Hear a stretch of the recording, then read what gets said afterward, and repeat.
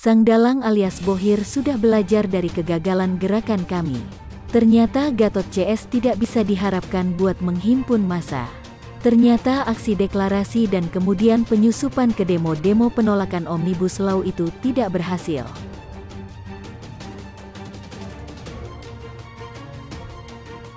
Jokowi puji Pangdam Jaya, Rizik insecure, Bohir bingung. Penulis, Nina Nur.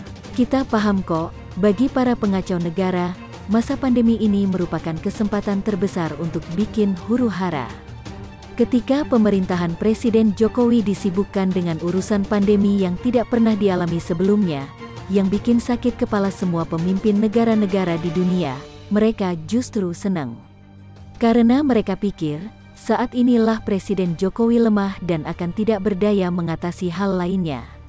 Mereka pun memanfaatkan pandemi untuk menyerang Jokowi.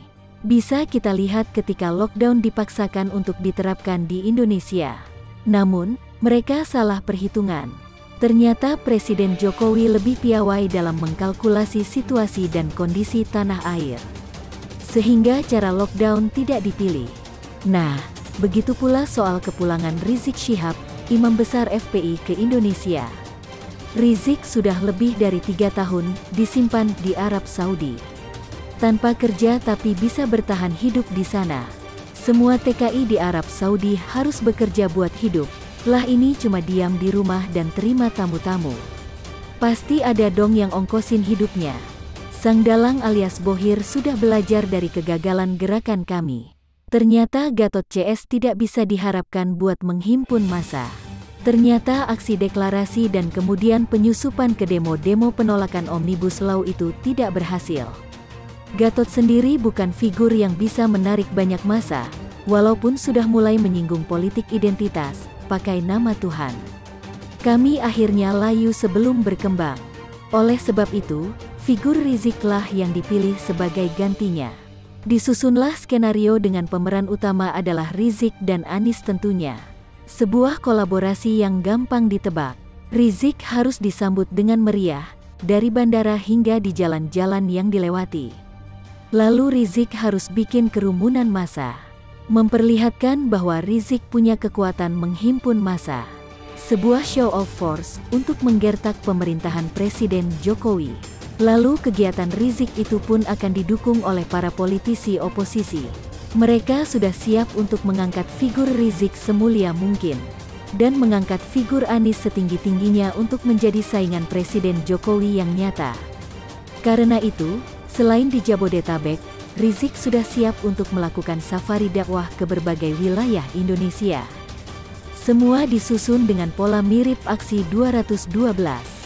Jika Rizik sampai dihalang-halangi oleh pemerintah, para kadrun siap bikin demo yang menuduhkan kriminalisasi ulama. Sekalian mendompleng demo Omnibus Law lah. Tapi, apa yang terjadi? Entah kurang perhitungan atau memang menyepelekan masalah pandemi. Ternyata pandemi COVID-19 justru menjadi faktor besar yang jadi kendala buat skenario ini. Faktor X, Nikita, itu memang bikin gelombang, tapi masih bisa dinetralisir oleh FPI, Rizik. Dengan cara mereka tidak mau sama sekali mengurusi perseteruan Nikita dan Maaher alias Sony Eranata. Toh walaupun ada urusan Nikita, acara besar Rizik di Petamburan tetap digelar. Dan sukses mendatangkan ribuan massa. Sampai hari Minggu, 15/11, poros Anies Rizik dan gerombolannya masih menyangka bahwa kolaborasi mereka akan sukses.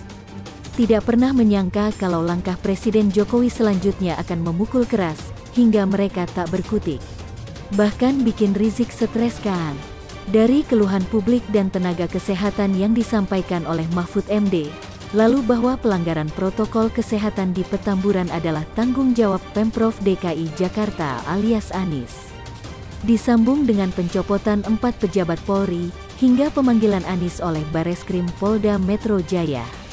Kemudian TNI mencopoti, bahkan merobek-robek baliho Rizik dalam proses pencopotan itu. Rizik yang awalnya terlihat garang, tak peduli sama pemerintah pusat, dan tidak mau menuruti protokol kesehatan. Akhirnya jatuh sakit, katanya sih kelelahan. Masak sih, Melihat umur Rizik yang baru 55 tahun dan postur badan yang cenderung gemuk. Walaupun banyak kegiatan, bisa saja kelelahan tapi rasanya nggaklah sampai sakit. Kan dia punya rencana safari dakwah, artinya secara fisik pasti sudah mempersiapkan diri kan? Kecuali ada faktor X lain, yakni masuknya virus ke dalam badannya. Dalam waktu yang hampir bersamaan, ketika Rizik kabur mulai dirawat di RS Umi di Bogor mulai hari Rabu, 25/11. Besoknya, Kamis, 26/11, Presiden Jokowi melakukan wawancara dengan sebuah stasiun televisi. Dengan beberapa kritik dari pihak oposisi soal keterlibatan TNI dalam pencopotan baliho, dikiranya Presiden Jokowi akan terpojok. Ternyata, Presiden Jokowi malah memuji tindakan tegas Pangdam Jaya. Itu saya kira memang ketegasan itu yang kita perlukan. Tapi tetap semua harus dalam koridor aturan dan koridor undang-undang yang berlaku. Saya apresiasi ketegasan-ketegasan seperti itu. Selalu saya sampaikan kepada Ketua Komite KPCPEN, Ketua Satgas, dan daerah semuanya agar yang namanya kerumunan-kerumunan besar itu dihindari, kerumunan sedang pun dihindari, kerumunan kecil pun diingatkan. Sehingga ketegasan itu penting sekali, kata Jokowi.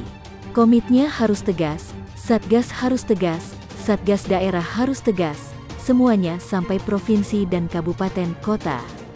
Kalau tidak apa yang dikerjakan selama 8 bulan lebih ini jadi sia-sia, lanjut Presiden. Pernyataan tegas Presiden Jokowi ini pun dieksekusi oleh Wali Kota Bogor, Bima Arya.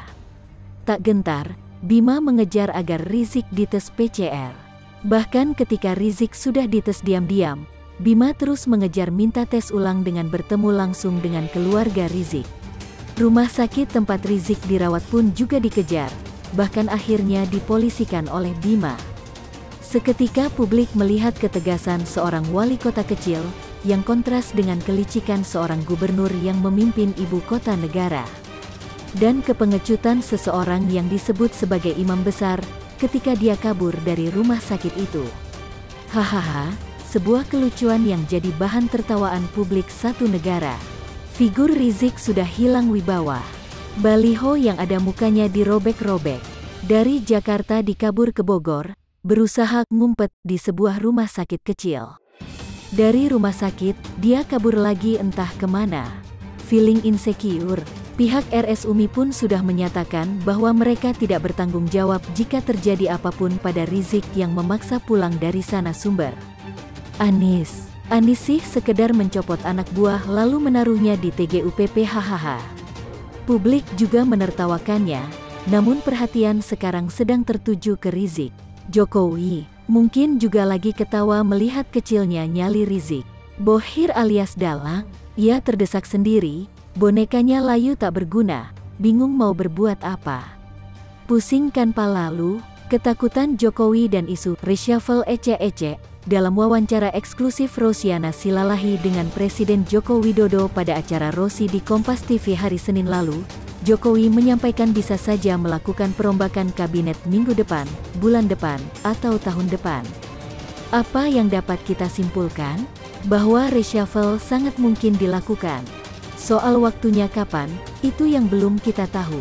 Di bagian lain pembicaraan antara Rosiana dan Jokowi, Jokowi berujar bahwa tak ragu menyampaikan kepada ketua-ketua umum partai pendukung pemerintah jika ternyata nantinya ada kader partai yang ditendang dari kabinet. Dari pernyataan Jokowi itu, nampaknya ada nada keseriusan di sana, perombakan kabinet akan segera dilakukan. Namun, bercermin dari pernyataannya ketika ia marah-marah kepada para pembantunya beberapa waktu lalu, yang hingga kini perombakan kabinet tak kunjung dilaksanakan, saya akhirnya sadar bahwa mengembuskan isu reshuffle kabinet mungkin saja hanya semacam trik politik dari seorang Presiden Joko Widodo. Ada maksud lain di balik gertak sambal itu. Jika tujuan Jokowi adalah untuk memacu kinerja para pembantunya, agar bergerak lebih cepat melayani kepentingan rakyat, saya melihat gertakannya itu tidak begitu ampuh.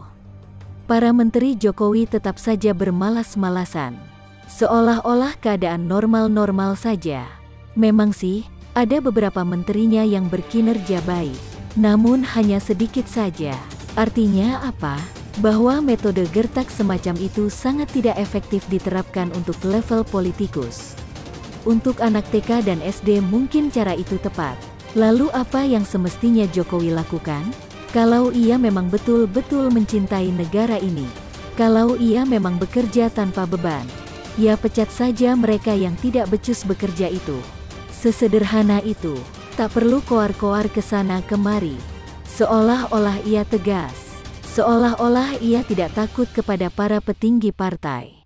Seolah-olah mengganti menteri benar-benar hak prerogatifnya tanpa campur tangan pihak lain. Namun jika saya melihat, nampaknya tidak begitu. Jokowi justru seperti sedang menanggung begitu banyak beban. Ia seperti bekerja di bawah tekanan. Begini deh, sama Rizik Syihab saja Jokowi takut, apalagi sama ketua umum partai. Lihat saja Rizik itu, bicaranya sesuka hati. Apakah ia menghina, mencaci, merendahkan institusi negara, atau merendahkan simbol-simbol negara? Tidak ada yang berani melarang. Ia bebas berbicara apa saja. Bebas pula ia menciptakan kerumunan tanpa ada tindakan hukum. Benar, Kapolda Metro Jaya dan Jawa Barat dicopot. Panglima TNI mengeluarkan pernyataan seolah-olah Rizik musuh negara yang paling ditakuti. Tapi kan semua itu dilakukan setelah kejadian? Apa hebatnya?